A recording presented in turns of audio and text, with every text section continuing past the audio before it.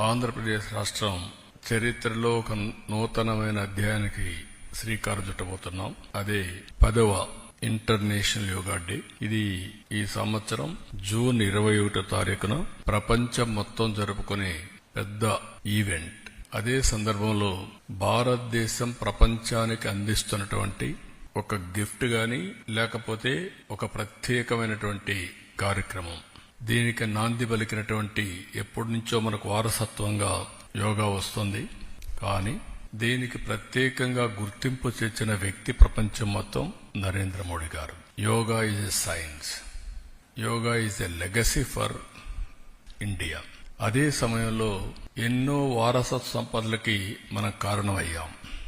హిందూ నాగరికత అతి ప్రాచీనమైన నాగరికత.